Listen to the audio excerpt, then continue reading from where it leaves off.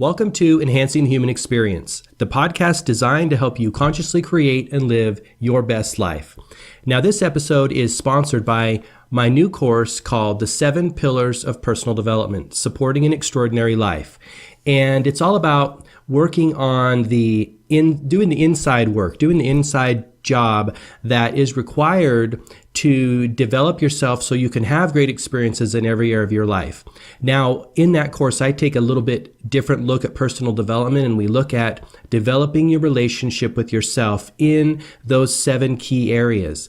Now, sometimes that's enough. A lot of personal development courses they give you tools and techniques and practices to use in certain situations with certain people in that type of environment. Now, that's really valuable and that is helpful, but what is often not addressed is the inside work that if you don't have a strong foundation to build upon, a strong sense of self, then those tools won't be as effective and may not be any effective, right? It's like giving someone who has never wielded a sword, the finest Japanese sword, and saying, okay, now you have the excellent tool, go into battle with this samurai, right? Obviously, that's a crazy scenario, but that's oftentimes what happens. If you don't have a firm foundation on which to use the tool and to ground yourself before you use the tool, it's just not going to be effective. So that's the idea behind the course. I'll be announcing more information about that and where you can find it. You can always find more information on my website, gmarkphillips.com. But I'm really excited about this course. It's based on a lot of the information and knowledge that I share on the podcast and the metaphysical and the spiritual. So it's really, really powerful. I'm excited about it. Look for it to be coming up soon, but I'll have more information down the road. Okay, let's get into the show.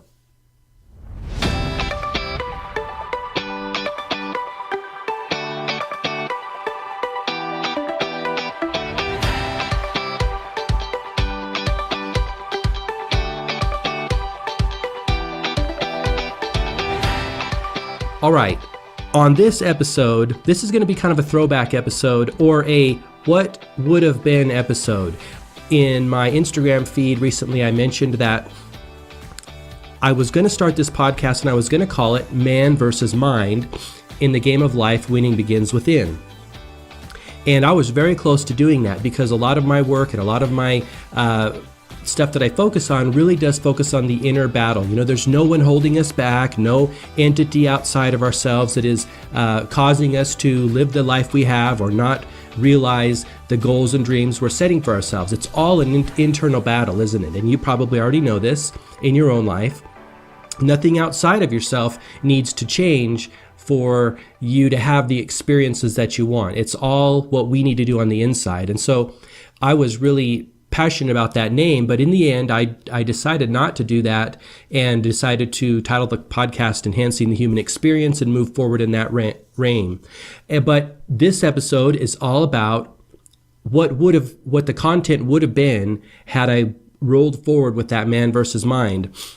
And we're going to be talking specifically about the villain within and how to identify it, what to do about it, and how to conquer that villain so that you can realize your goals and dreams in life. Because at the end of the day, like I said, there's no one holding you back but yourself. No one holding me back but myself. It's all an internal battle.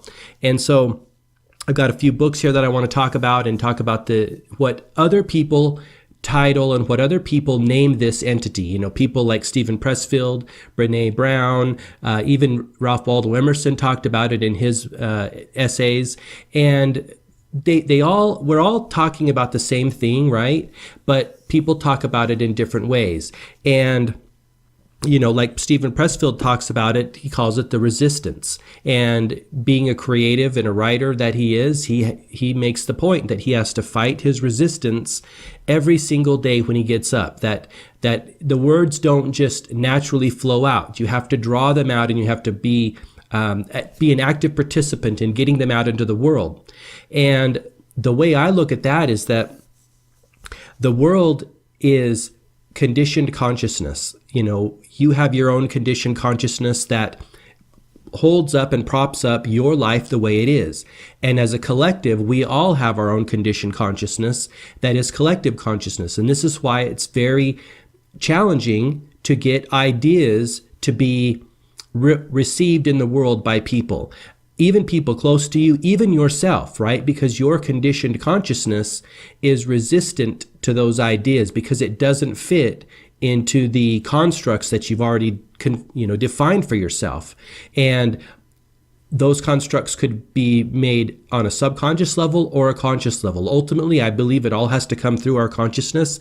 Even when we're little children, we accept ideas and concepts into our world about people and money and relationships, and then those become a part of our belief system and our identity and our concept of the world, and they stick, and then everything will conform to that. That's why it's really important to identify the quote-unquote villain within and be really conscious that it is a true thing, because it will hold you back from realizing your grand dreams and from having prosperity and all of those things. It really does hold us back if we're not aware of it and we don't have some tools in our arsenal to get in there and fight with it. So, but I do believe it is conditioned consciousness and things that do or do not line up with your self-concept. But, that's like what Stephen Pressfield talks about. Every day he's going into battle with himself to bring out those words and bring out that creative entity. And even, in Ralph Waldo Emerson's famous essay here, he talks about it, and he has the passage that talks about how, we deny ourselves, we get an idea and we deny it from coming into existence. And he says here, this is talking about that idea. He says, after you see the idea that's come into being, and you notice that you have rejected your own thoughts and that you have shut yourself down, right? He says, quote, "Yes, he dismisses without notice his thought because it is his. In every work of genius, we recognize our own rejected thoughts. They come back to us with a certain alienated majesty. Great works of art have no more affecting lesson for us than this. They teach us to abide by our spontaneous impression with good-humored inflexibility, then most when the whole cry of voices is on the other side. Else tomorrow a stranger will say with masterly good sense precisely what we have thought and felt all the time, and we shall be forced to take with shame our own opinion of another." He's talking about that resistance that is inherent in the human experience, and he had a really good finger on it because he was, on the ball there. Jose Silva talked about it as well in his famous book and system, the Silva Mind Control Method. And what he said is that he noticed when there was resistance in people, that there is resistance inherent in us, like I've talked about in the human psyche and consciousness, and collective resistance. And he noticed that when that resistance was really high, when the resistance was really low, you could get ideas into the consciousness and you could reprogram your consciousness. Now, like other people in his field and throughout history have noticed, when you lower that resistance, which it's lower as soon as you wake up in the morning before your consciousness has come online, and it's lower right before going to sleep as you're transitioning into that deep sleep pattern. It's also lower during meditation or deep relaxation. And if you get your idea in during those lowered states of resistance, the conscious mind is kind of coming offline, then your idea has a better opportunity to stick. And that's where one of the foundational principles in his Silva Mind Control Method was. He goes into this deep relaxative state, which he calls level, going to your level, and getting that idea in there and programming your mind. Because otherwise, I like to think of it as a Roman centurion at the gates of your consciousness. You're not going to get anything past that guy. He's going to block everything you try to put in unless it coincides and is a perfect alignment with how you really are currently thinking. And we'll talk about that in a moment. I don't want to forget to bring that up. But the Roman centurion is going to block all sorts of stuff. This is why if you say an affirmation that I am healthy and you don't really feel healthy, or you're not thinking healthy thoughts yet, it's going to be kicked out. So that Roman centurion is always there, and that's what he talks about. You've got to go to your level in order to get past it, get into a place where you can plant that seed. But even Brene Brown talks about this stuff in her work, and she names it a little bit different, and she calls it shame and guilt. And it's at the lower end of the emotion spectrum or the emotion continuum there. The highest end is like love and enlightenment. Love is the super powerful. But emotion and guilt are doing the same thing that the collective, your collective consciousness is by blocking out. And it's just causing you to resist good things from happening to you. If you identify with emotion and guilt and you have that in your consciousness, you're going to align up and you're going to bring experiences in that are a perfect match for that. And that leads me to the thought that I wanted to share with you, is that all of this can be changed in an instant.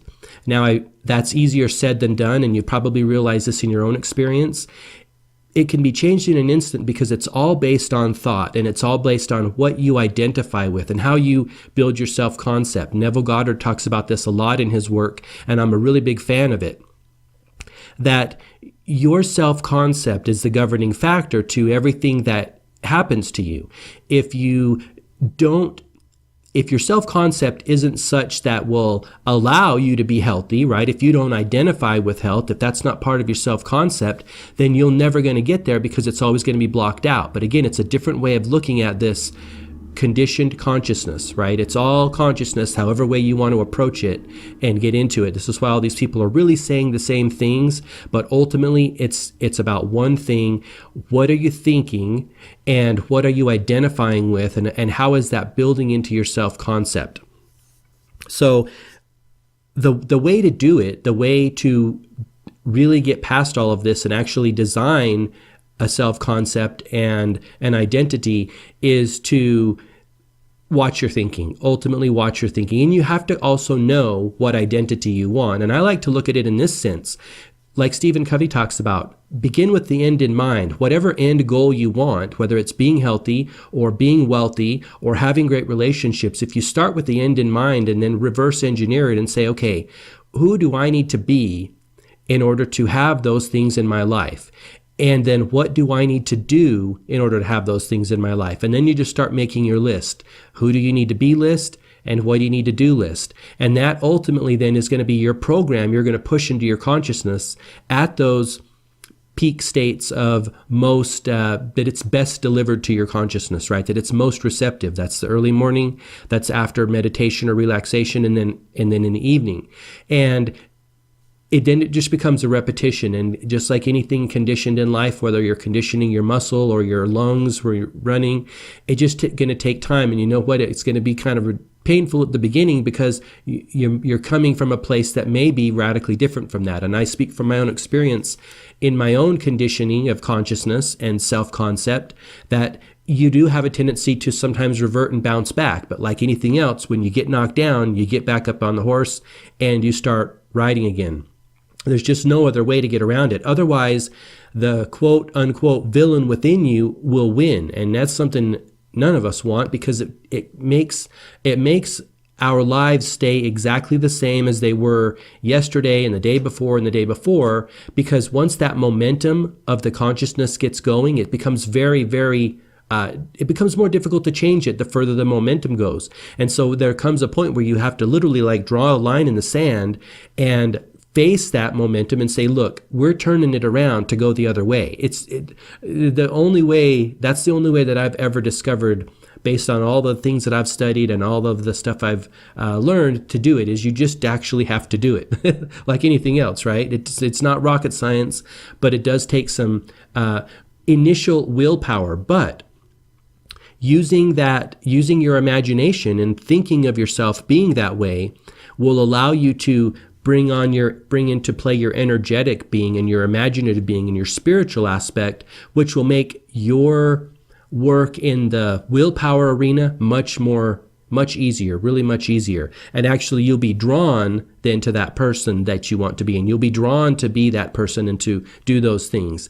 And this is the kind of thing that a lot of people miss, and I missed for many years, trying to lose weight with willpower or with motivation, as opposed to trying to change your self-concept or your conditioned consciousness, right? If we work in the realm of consciousness and our imagination, It's still hard work, don't get me wrong, but it's thought work, and it's much more powerful because once you get that idea in your mind of this is who I am and this is what I do, everything will be much easier, if not a smooth sail, right? Because then the universe is going to bring into play its forces to help you, because it's now looking at the energy you're distributing around yourself and that you're creating within yourself and your self-concept and saying, this person is this, I'm going to give them experiences that match this, because as we know, the outer is a mirror of the inner.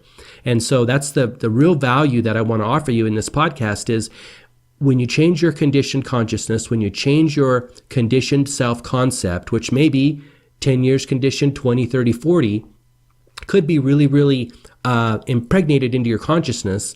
When you change that first, it's going to be a whole lot easier than to do the things necessary and to be the person that you need to be in order to attract those great experiences. But again, it really comes down to knowing who you need to be and knowing what you need to do. And I just look around at successful people who have what I want, and I say, well, they're this, they have these qualities, characteristics, and attributes, I'm going to adopt those. And they do these things, I'm going to do these things in this way. And that's something that one of the things that I find is really easy, because like Tony Robbins says, success leaves clues. No one is doing this in like this microcosm. Everyone is able to see what's going on. It's just, does what they're doing fit your self-concept, right? That's at the end of the day what it's all about.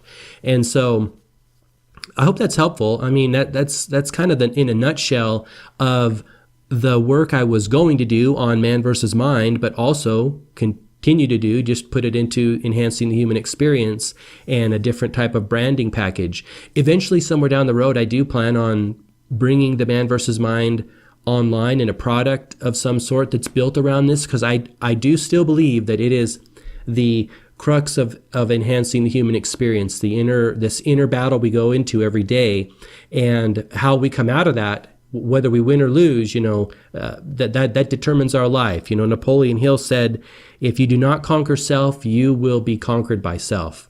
And I'm going to grab a bunch of other quotes and passages and put them up on the blog post on the website, gmarkphillips.com, so you can go check that out, because I'm really passionate about this idea of you being your only opponent, me being my only opponent as we go into the game of life. And everything cascades from that. The guilt, the shame, the feelings of being a fraud as you go toward realize your dream, which I often have some of those, come on. But it's all in the mind, right? It's all in your mind. Whatever you're going toward, whatever you're reaching for, if you know that your conditioned consciousness is always going to resist it, it doesn't matter what it is. If it's different from what you're currently living and you're currently thinking and you're believing, there's going to be resistance, and you're going to be constantly kicked back out of that. And your mind's going to say things like, that's not for you, you're not enough, you're not ready, you're not able, all of these things that are ultimately a lie, right? A lie is just, I like to think of a belief and a lie as very similar. Lie is part of belief in the middle of the word there, and everything that we believe is ultimately a lie, unless it's that we are made up of elements animated by, the God force within us. Unless you think that, and only that, everything else is a lie and a story that is totally subject to you changing it. And so I really think that's really powerful to realize that and think, hey, well, my life is this way because of the story I'm telling myself and because of the self-concept that I've identified with and that I continue to identify with. And the only way to change it is to construct a different self-concept and move forward. And I'm actually working on another product that I'm really excited about called the PDJ, and that is the Personal Development Journal, which will help you do that very, very easily. All my stuff, I really want to make it really easy with like 2 or 3 steps and processes. I don't know if you're like me, but I've kind of read so much personal development and so many thick books on it that I'm going the other direction and making sometimes these programs and tools are really 1 or 2 pages, maybe 3 pages, because at this point in our evolution, the human experience, we don't need all the backstory and the fluff. All of us have come up to this level of understanding, and we're opening up our consciousness so much that we don't need a bunch of examples and stories and why it is the way it is. We just need to know what to do and how to do it. Keep it really, really simple. That's why all my stuff is super simple, because I'm past it. I don't want to sit here at the computer hammering out example after example and rehashing over how to do this or why to do it. It's just very simple. If it could be delivered in one sentence, one line, I would do it. That's kind of the belief system and the ideology behind my work. You don't need it, and I don't want to spend my time doing it. So I just think it wastes a lot of time. All right, well, that is the kind of the alternative. If we were in an alternative universe, parallel universe, that would be Man vs. Mind podcast, talking all about the inner battle, the villain within, if you want to call it that, or the inner struggle, conquering self, that is so vital to realizing all of your hopes and dreams in life and helping you live an extraordinary life. I hope you enjoyed the podcast, and I'll catch you next time on this show. Until then, all the best, health, wealth, and success. Bye-bye.